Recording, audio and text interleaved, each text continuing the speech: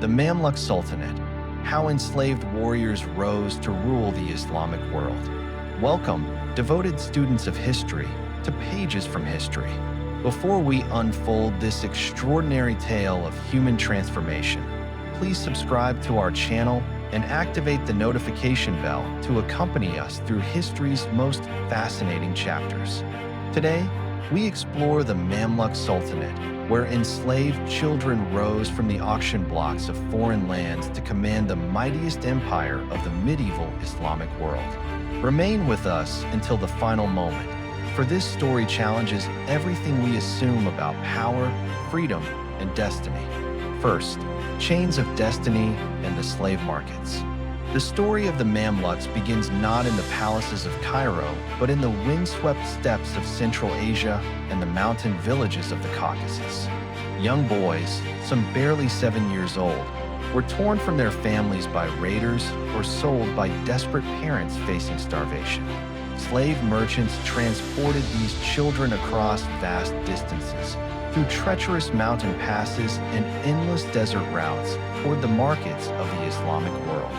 The journey claimed many lives, yet those who survived emerged hardened by suffering that would later serve them on battlefields. The great slave markets of cities like Baghdad, Damascus, and Cairo displayed human merchandise with the same careful attention given to precious gems or fine horses.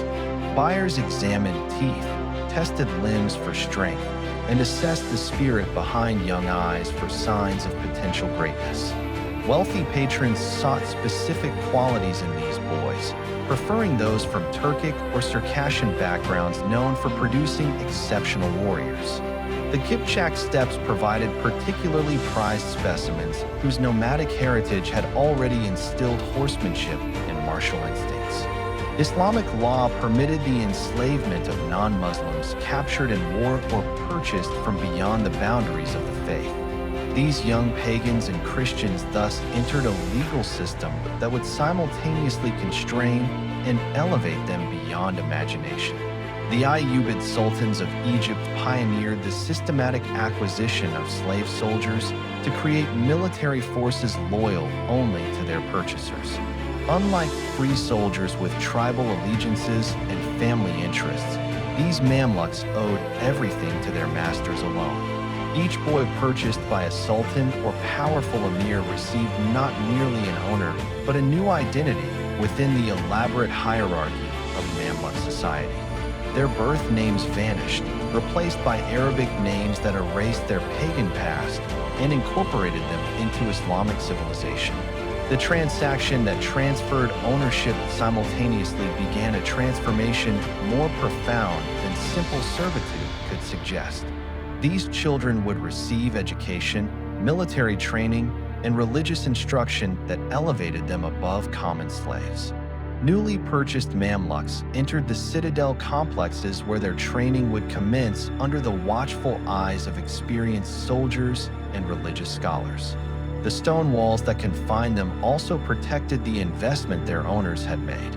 The psychological impact of this displacement created warriors with fierce loyalty to their military brotherhood and their patron sultan. Separated from biological family, they formed bonds with fellow Mamluks that transcended ordinary friendship. From the moment of purchase, these boys began climbing an invisible ladder that could theoretically lead to the throne itself. The chains they wore upon arrival would someday be exchanged for the ceremonial sword of sultanate. Second, the crucible of the citadel. The citadel training barracks transformed purchased boys into the most formidable warriors of the medieval world through years of rigorous discipline. Each day began before dawn with prayers that reinforced their new Islamic identity and submission to divine will.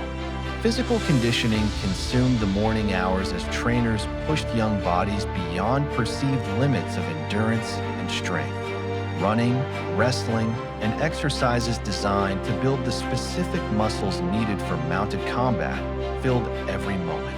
Horsemanship formed the cornerstone of Mamluk military excellence, and boys spent countless hours learning to become one with their mounts. The horse archery that terrified Crusaders and Mongols alike required years of practice to master while riding at full gallop.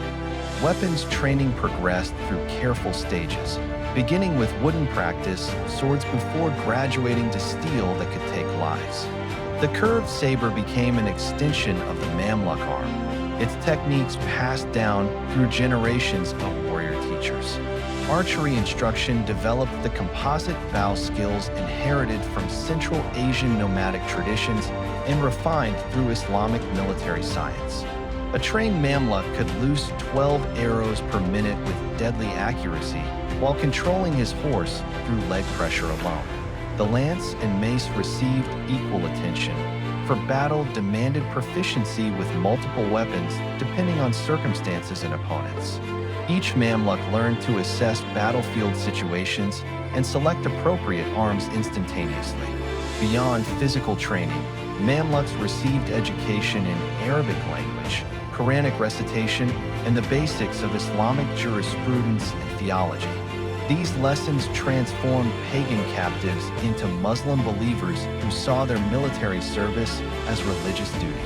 Administrative skills entered the curriculum for those showing intellectual promise alongside martial abilities.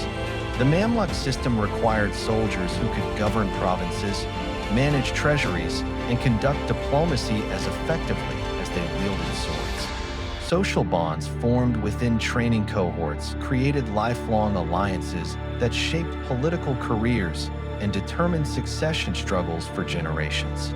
Boys who suffered together through brutal exercises became brothers who would die for each other on battlefields. Graduation from training culminated in the ceremony of manumission, where Mamluks received their freedom and formal integration into the military elite. The freed warrior now bore the title that had once marked his servitude as a badge of honor and distinction. The completed Mamluk emerged from years of training as a warrior without equal in the medieval world and a believer committed to defending Islam. From these barracks would come sultans, governors, and generals who would shape history across 3 continents. Third, from barracks to throne. The path from freed Mamluk soldier to supreme power wound through battlefield distinction, political maneuvering, and the patronage of powerful masters. Each young warrior understood that merit and ambition together could elevate him to heights his enslaved childhood could never have imagined. Sultan al-Salih Ayyub expanded the Mamluk system until his slave soldiers constituted the primary military force of the Egyptian state. These warriors, called Bari Mamluks for their barracks on the Nile island of Rhoda, would soon seize the power they had been purchased to protect. The crisis came in 1250 when Louis IX of France launched his crusade against Egypt, threatening the very existence of Muslim rule in the region. The Ayyubid dynasty faltered in its response, but the Mamluks proved equal to the challenge that terrified their nominal masters. At the Battle of Ferrascour, Mamluk cavalry annihilated the Crusader army and captured King Louis himself, demonstrating military superiority that could not be ignored. The slave soldiers had saved Egypt while their Ayyubid sultan lay dying from illness.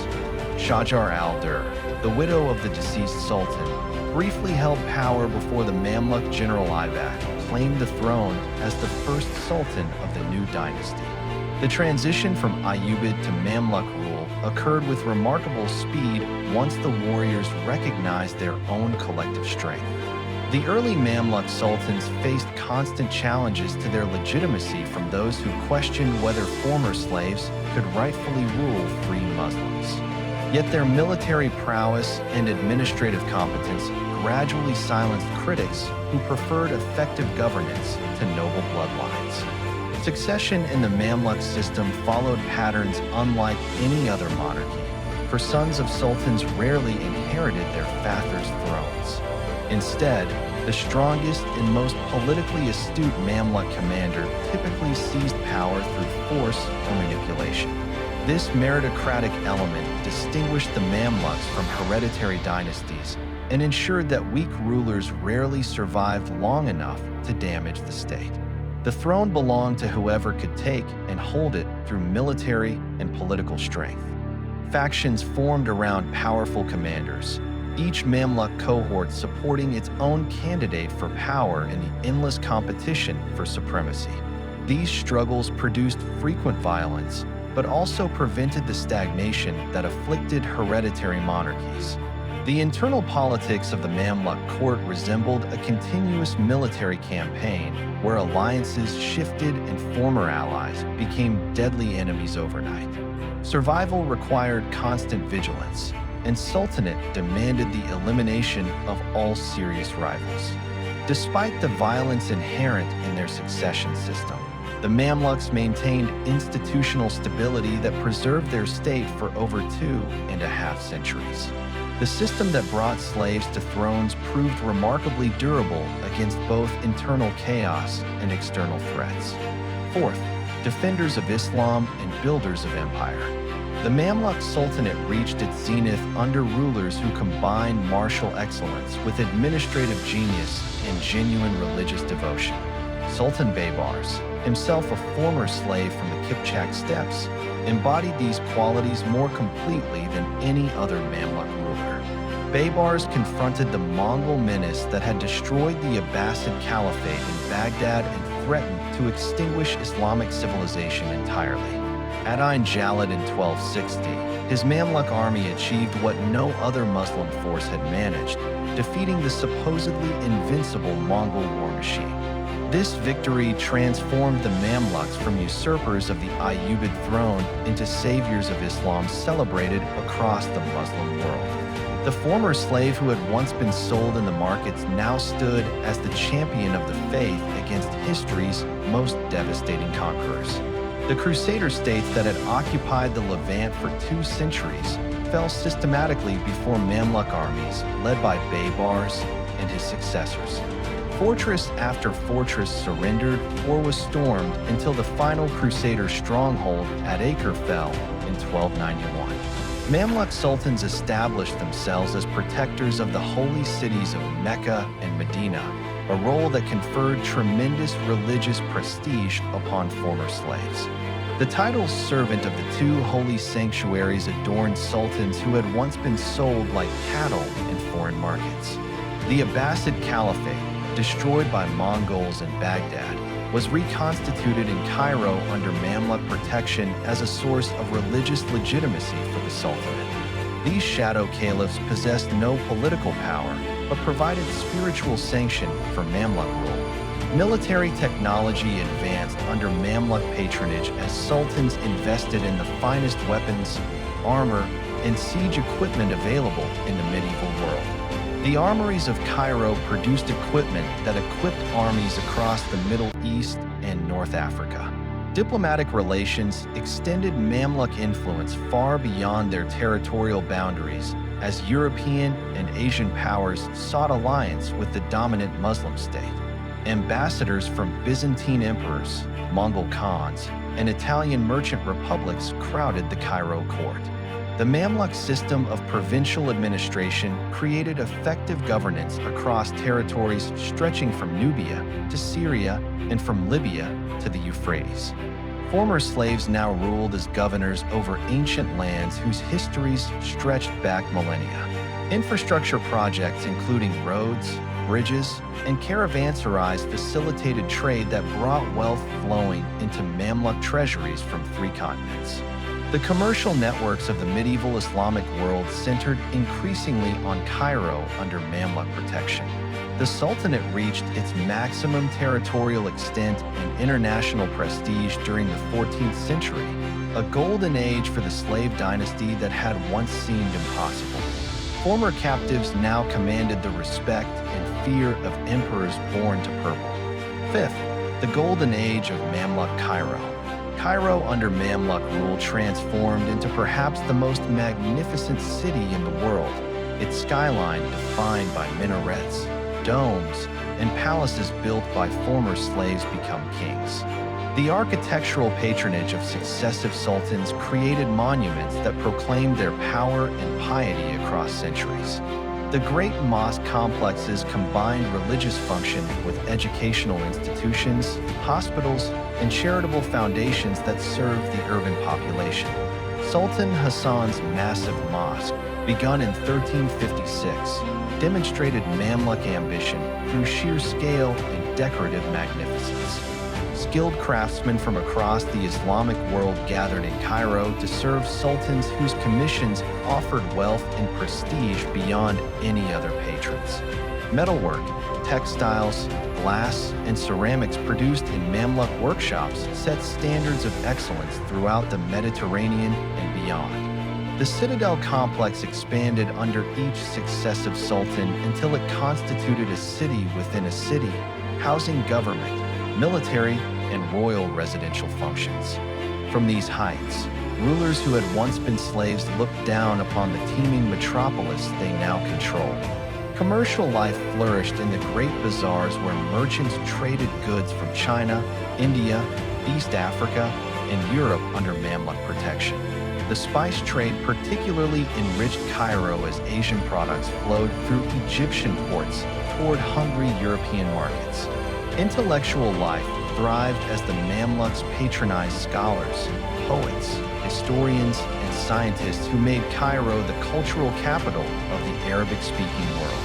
The destruction of Baghdad by Mongols had shifted Islamic learning westward to the Nile under Mamluk protection. Religious scholars at Al-Azhar and other institutions developed and transmitted Islamic knowledge that shaped Muslim practice across continents. Mamluk sultans, despite their slave origins, became renowned patrons of the faith they had been forced to adopt.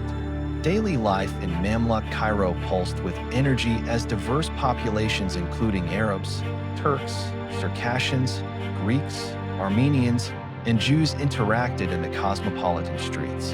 The former slaves ruled a society far more complex and cultured than the pastoral lands of their birth. Festivals and celebrations marked the religious calendar, while military parades displayed the martial prowess that sustained Mamluk power against all challengers. The populace watched their slave-born rulers pass in magnificent procession with a mixture of awe and acceptance. The arts of the book flourished under Mamluk patronage as calligraphers, illuminators, and bookbinders produced manuscripts of extraordinary beauty for sultans and emirs. These volumes preserved knowledge while demonstrating the cultural refinement of rulers born in distant poverty. The golden age of Mamluk Cairo represented the ultimate triumph of the enslaved boys who had been purchased centuries earlier in foreign markets. Their descendants in servitude had built one of history's most remarkable civilizations from the chains that first brought them to Egypt. We have traversed one of history's most remarkable journeys, from the slave markets where children were bought and sold to the throne rooms where those same children's spiritual heirs commanded empires. The Mamluk Sultanate stands as eternal testimony to human potential, demonstrating that the circumstances of birth need not determine the heights of achievement. Pages from History hopes this documentary has illuminated a chapter of the past that challenges our assumptions about power, bondage, and the indomitable human spirit. If this story has enriched your understanding of history, please express your appreciation through a like and share your reflections in the comments below. Subscribe to Pages from History and activate notifications to ensure you never miss our continuing exploration of humanity's most extraordinary chapters.